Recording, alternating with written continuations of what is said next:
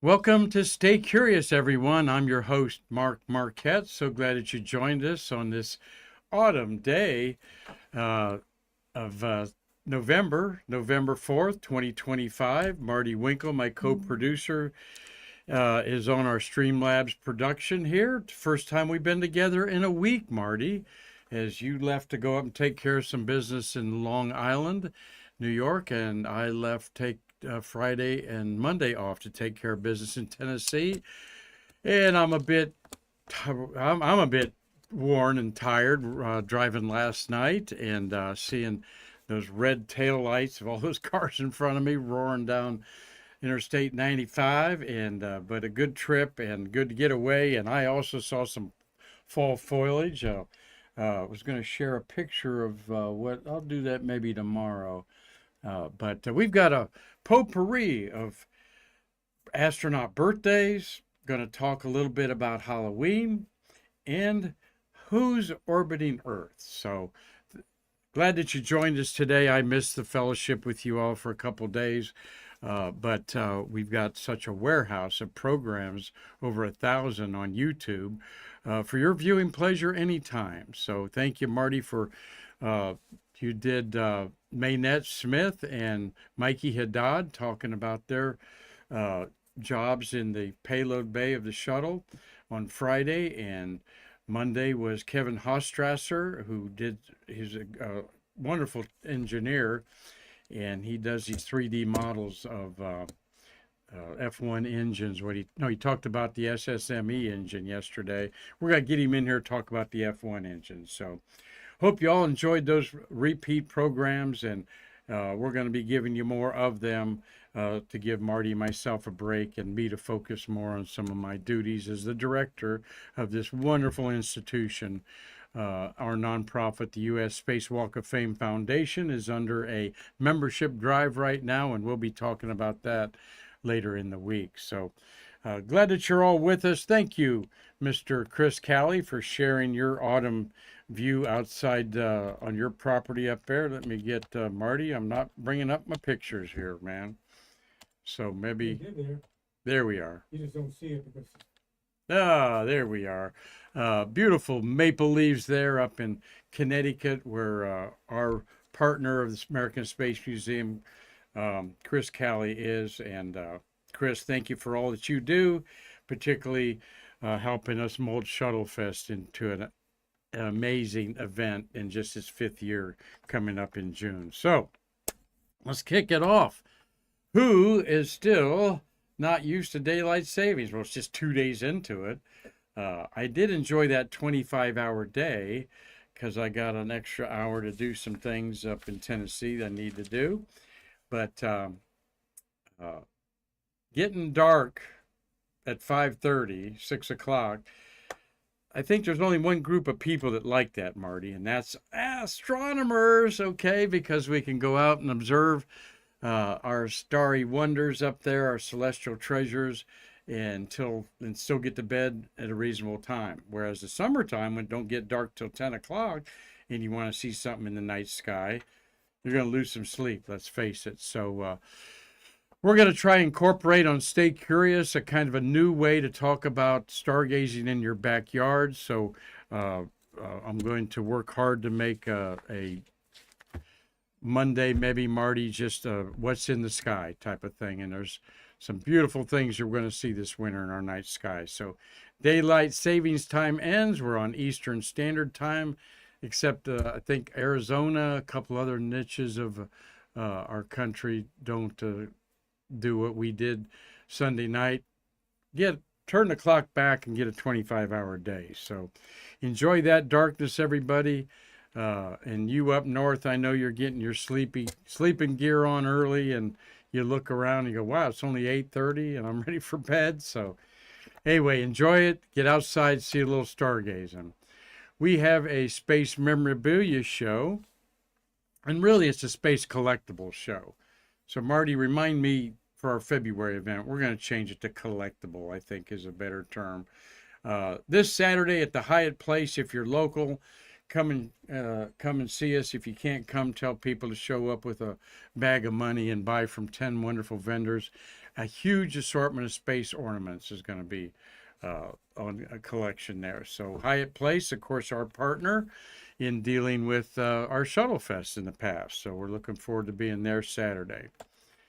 Who's orbiting Earth? How many humans are orbiting Earth right now? Okay. And here's my sign that we have in our museum that we love updating. 638 humans have orbited the Earth. Okay. 83 of them women.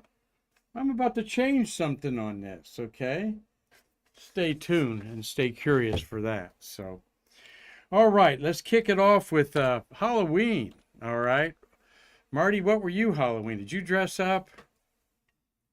No, I was up north, and You my still brother lives in when we were going to do we had two failed cosmic masquerade balls we were going to do that got canceled because of hurricanes. And Marty had the perfect outfit because he is a small stature, strong man, small stature. Tell him what your costume is. If you still have it, you got to wear it someday. I still have it, and it's Yoda. Yoda. Yoda. You'd make a great looking Yoda. All right. So check that out someday. Halloween, did you enjoy it? Did you have fun? Did you get out a bag of candy? I was up in Tennessee with my grandkids, two little toddlers, 4 and 2. You'll see one of them, McKinley, here in a minute. But oh my God, the candy they got! And you know what the thing is that they're doing now, and you get so much candy that they didn't do in our old school days when you went into neighborhoods and knocked on the doors and said trick or treat. I'm talking about the rage now is trunk or treat. And we went to a beautiful town of Elizabethton. They had a car show right downtown Elizabethton, Tennessee, and like 50 cars, old time, whatever you want to look at, Pontiac Thunderbird, Ford Thunderbirds, Pontiac Firebird, all this stuff is there, and tons of candy for the kids. So I went home with a bunch of candy that my daughter, their mom, didn't want them to eat. But Halloween is an astronomical holiday. And we should have done a program on that Friday, but we didn't. But the astronomical holiday aspect of it is it's a cross-quarter day. It is between autumn equinox, summer solstice, vernal equinox, and winter solstice. Okay, those are the main events that we celebrate when the seasons change. But the dates about right in the middle of those dates, I think you're familiar with a couple of them, because between the winter solstice and the vernal equinox is February 1st or February 2nd, Groundhog Day. And then between the vernal equinox, the first day of spring, and the first day of summer is May Day, which was celebrated big time in the old school days of going around the maypole and playing kickball on May 1st. And in other countries have big festivals and celebrations. Then between the summer solstice and the autumn equinox is Lammas Day. And this is an old tradition from Europe, where Lammas Day is celebrating the bread harvest, and they bake bread. An owl is a symbol of this day for some reason. And then between the autumn equinox and the winter solstice is, you guessed it, Halloween. But it's really All Saints Day on November 1st, or the Day of the Dead, when the Anglican Church celebrated those who had passed away in your family. And I was involved in the Episcopal Church a long time, and we would write down your loved ones' names, grandparents, whoever, and then they would read them off up at the pulpit on the Day of the Dead in the Anglican Church days. So bet you didn't know that Halloween was a cross-quarter day. But I'll tell you who knew it was a cross-quarter day. Is our good friend, didn't I bring that over here? Steve Jokums and his wife Patty, they decided to celebrate in a big time way there, folks.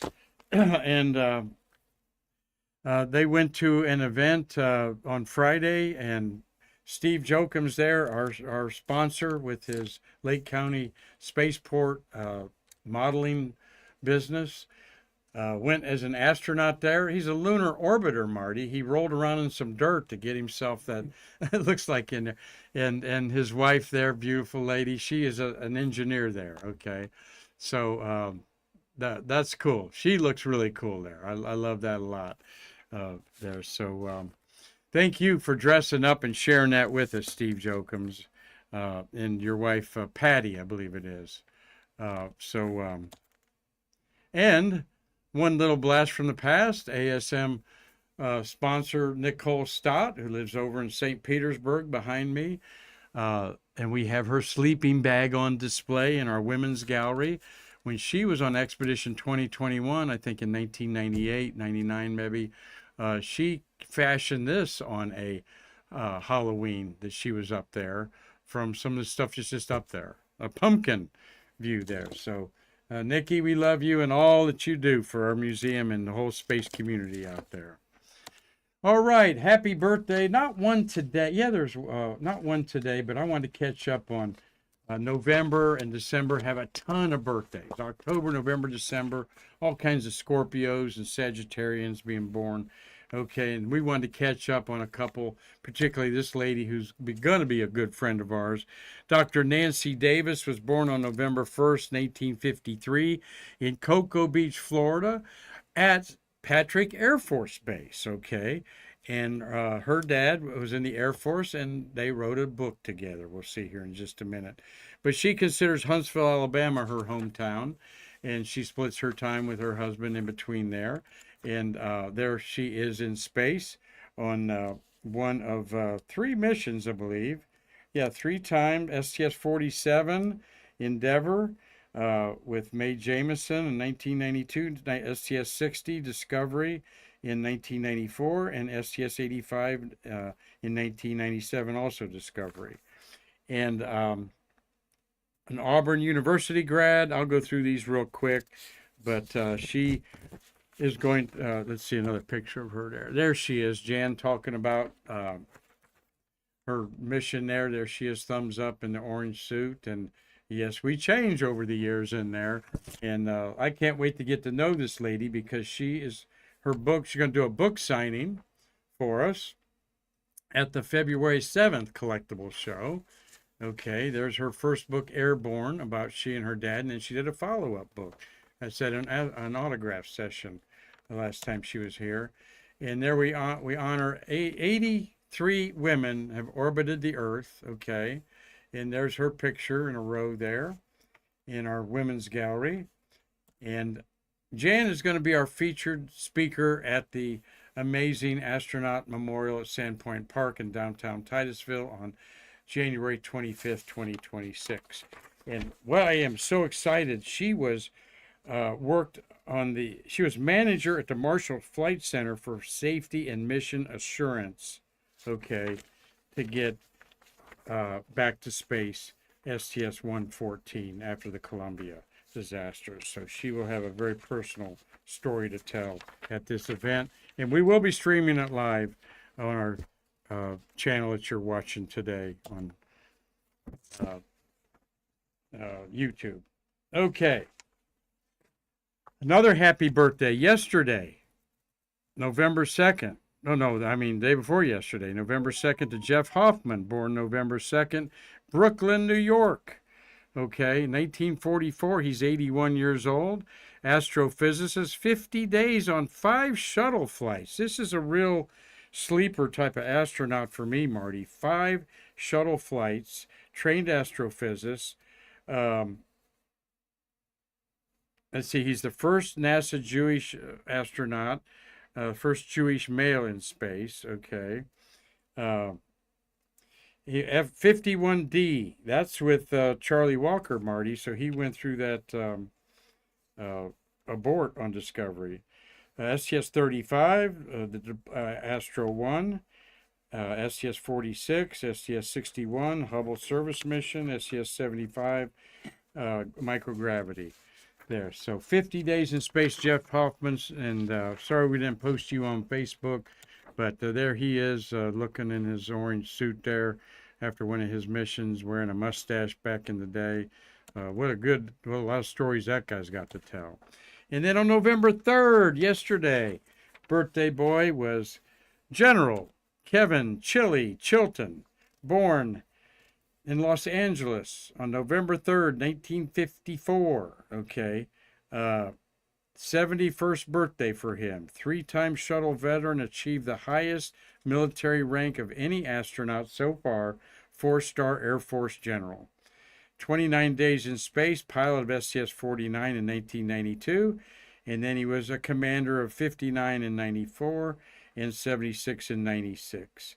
And don't know how he got his nickname Chili, but he was the third docking to the Mir space station.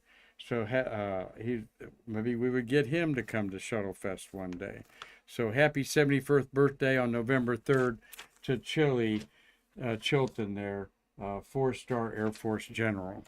There he is in space on one of his missions up there. And November 3rd was also my birthday yesterday. And I spent it driving back from Tennessee, pulled off the side of Florida Georgia line there and took a picture with the full moon over my head there last night. Pretty late last night there too, by the way. And just to celebrate my birthday, let me show you my granddaughter, who was 4 about a week ago. McKinley, we call her Bop, and there she made that cake for Grandpa Q there. So here I am up in Tennessee with my granddaughter McKinley, and named after my mother's maiden name, her family. And then we also have Macy is 2 years old, so she scooted out of the picture there. So, and thank you all for the well wishes and birthday wishes, and it's amazing to be doing what I'm doing in my semi-retirement, so to speak. So November 3rd, also a very historic day in space. You all know this is Laika, the first living creature to go to space on November 3rd. All right, 1957, just a month after Russia orbited a small satellite right here on October, was it the 7th? October 4th, 1957. Sputnik 1 shown there was only 1,200 pounds, okay?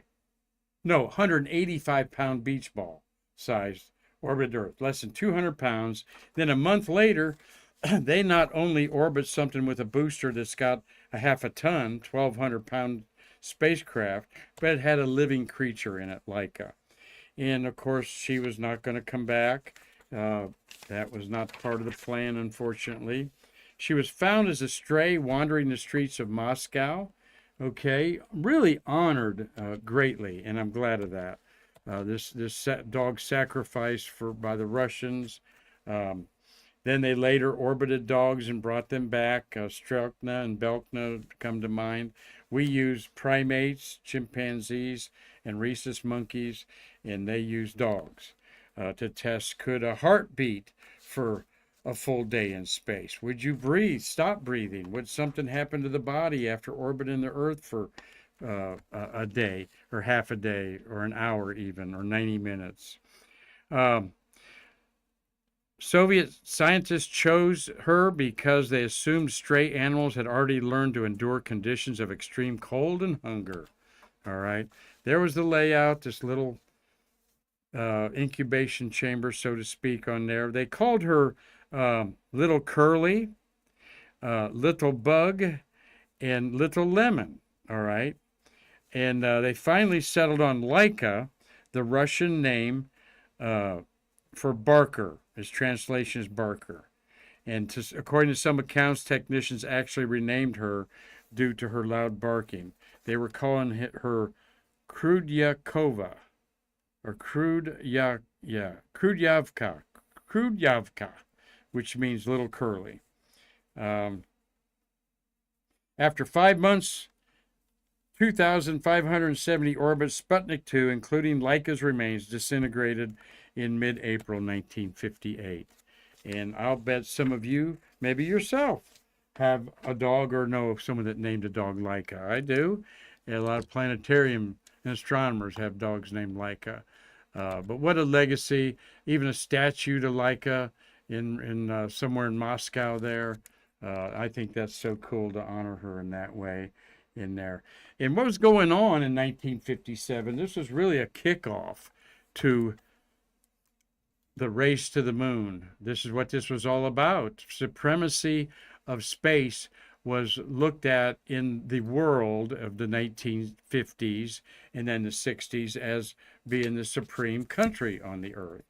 And we wanted to be the supreme technological country, not necessarily dominate the earth.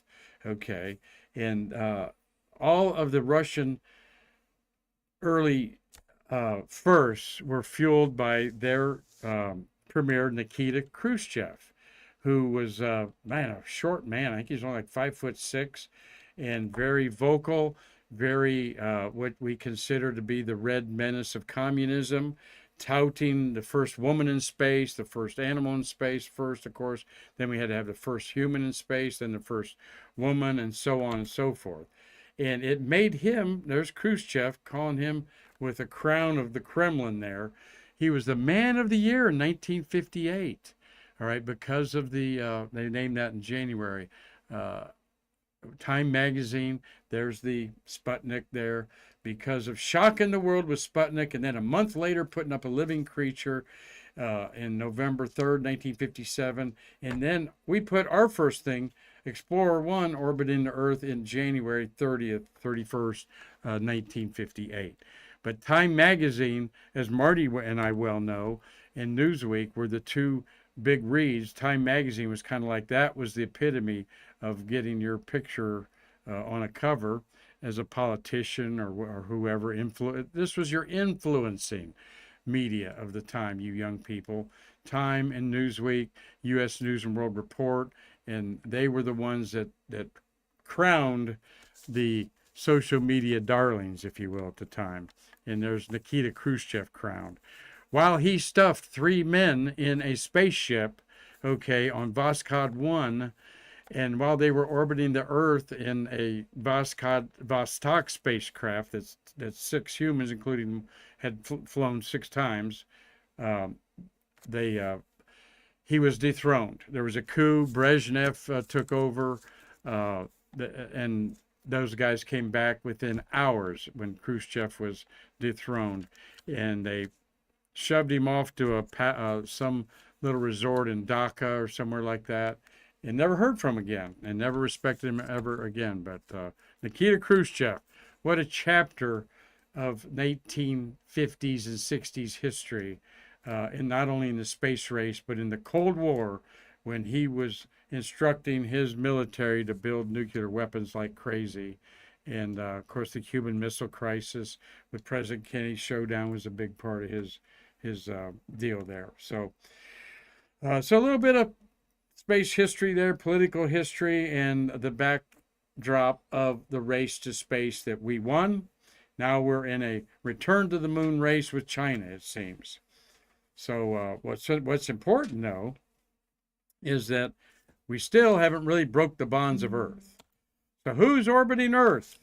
As we thank you for watching today. Stay curious and on the home stretch here. Marty, any comments? I'm not looking at them today.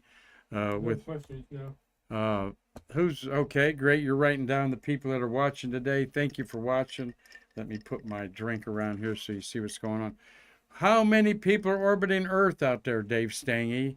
I know you're watching. Gary Gerald, thank you for watching. Rosalie Jubilee, Doug Forrest. How many people are orbiting Earth, Dougie? Think about it. All right. Take your shoes off and count there, Mitch Rothman up in Colorado. Tom Celentano, you've seen some beautiful maple leaves turn red like that up in Connecticut, I'm sure. Cliff Watson, cheers to you down under, my friend. Stay strong. Tommy Usiak in Pennsylvania. Dean Babcock.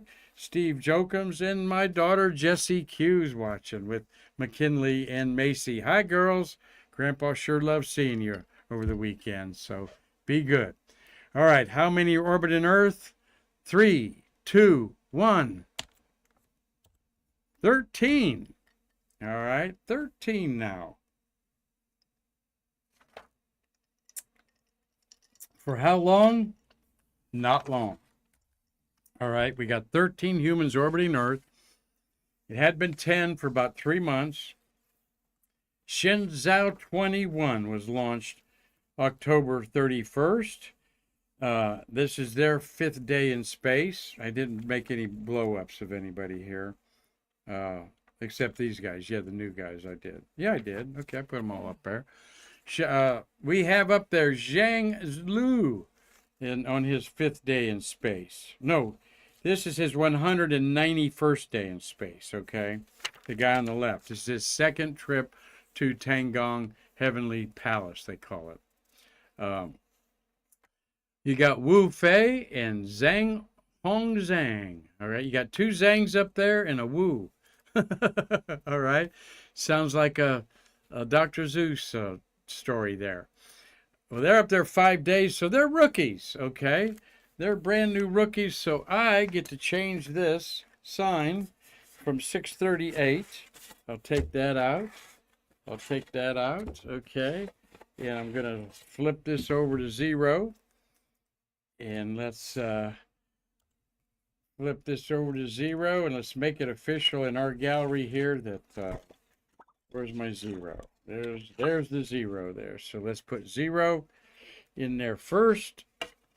And some of you have seen this, something that I've wanted to do a long time ago.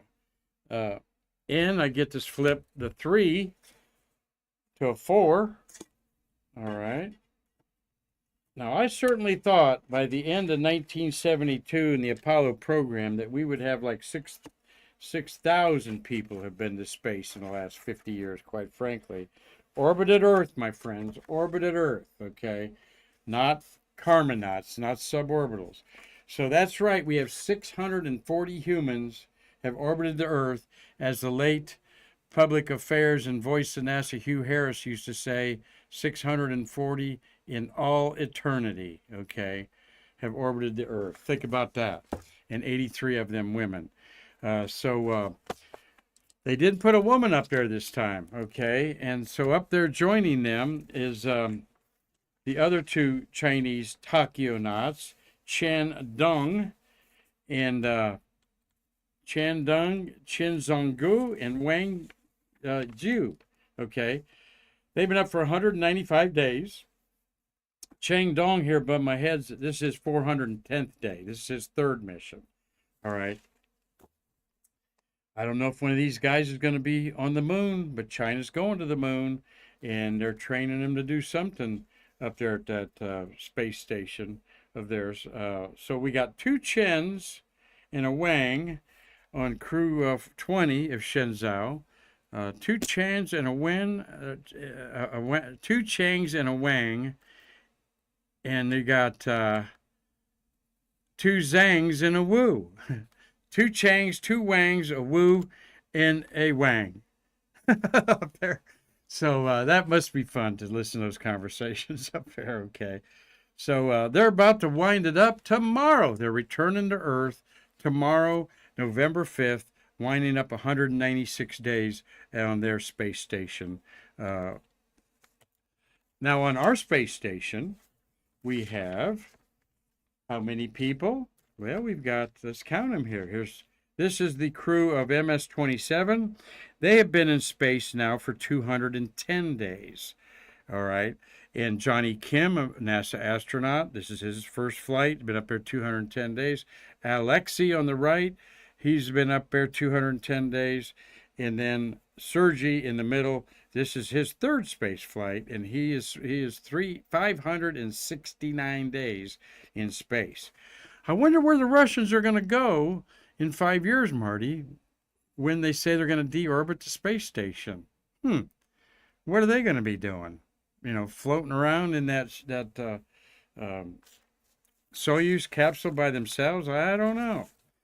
So they're going to come back here in at the end of November. They're getting ready to come back right now, and I don't have the date for that. If somebody knows it, Marty, shout it out to me there.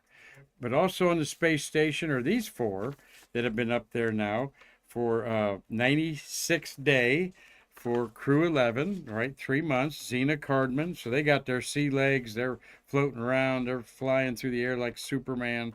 And Xena Cardman's been up there 40 days. Oleg on the far right, he's been up there 40 days. I'm sorry, 96 days. This is my old. They've both been up there 3 months, 96 days. Kimya, the Japanese astronaut, he's been up. This is 236th day, his second expedition mission. And Michael Fink is his third expedition. This is Michael's 478th day. And his nickname is Spanky. And they're going to come back in early 2026, February, March, something like that. And Spanky is yet to get out Rupert, the space armadillo of our good friends at Sands Space Museum. And our friend there, Jamie Draper. Congratulations to you, Jamie, on your well-deserved Harry Colcom Award. So they're closed because of a national shutdown. And I was going to put who's docked at the because we had the Japanese dock a mission up there. And so I usually show you this slide of all of the 1, 2, 3 Russian ships there, and Cygnus and the Crew Dragon and Cargo 33 there, okay? And the Japanese JAXA module docked like a week ago, and I'm looking, well, that'll be there, and we'll have 7 things docked to the space station. And then at the top it says, this page not updated because the government shut down. So they didn't create that extra mem there. I'm wondering where that's docked at, Marty. I really am unsure. It could be beside Cygnus on the right where that cylinder is. I don't know for sure on there. But Progress 92 is coming back soon with a bunch of garbage and burn up in the atmosphere. Progress 93 arrived about a month ago. Soyuz MS-27 will be the return for the 3-person crew, including Johnny Kim and the 2 Russians. So we've got, then of course, Crew Dragon that will be coming back in about another 3 months on there. So we've got 3 Americans, 3 Russians, and 1 Japanese astronaut on our space station and 6 on the Chinese space station for another 24 hours or so. 13 humans orbiting Earth. The record is 19, September 2024 for a few brief hours. I think the Axiom 3 with Peggy Whiston was coming back and orbiting the Earth after a stay at the space station in 10 days or so. So thank you all for watching today. Stay curious, as we've got our slide there. There you go. Who needs to see my face, Marty? What a total of all humanity. This is the humans that have orbited Earth out of the billions of humans who have been born on this planet. So, Marty, anything over there to button up before we say goodbye? Not really, no. RG Jubilee is asking, did you make that sign? That's a great idea. Thank you. Yeah, we created it here. Our team made that sign, as usual here. So I got a busy day tomorrow, going to a NASA luncheon. We've got Bob Seek is having his NASA dinner at the Italian American Club. And so we're going to talk about, and there's a bunch of astronaut birthdays coming up. I think there's actually 4 tomorrow, 1 deceased and 3 living. And so we're going to give you that. And Thursday, maybe we'll effort Carlton Bailey in here on Thursday to give me a little break. And then Friday, we'll catch up with that full moon that you're seeing outside tonight and tomorrow. All right, beautiful when I was driving down 95 to see the moonshine on the road there coming up there. So go out there and get your little moonshine tonight. That's the kind that you can't get too much of, Marty. So it's all right and all good. So thank you all for watching. Stay curious today. And until tomorrow, I'm Mark Marquette saying, I can't wait to see you again or in our museum to bridge the space between us, just like these astronauts.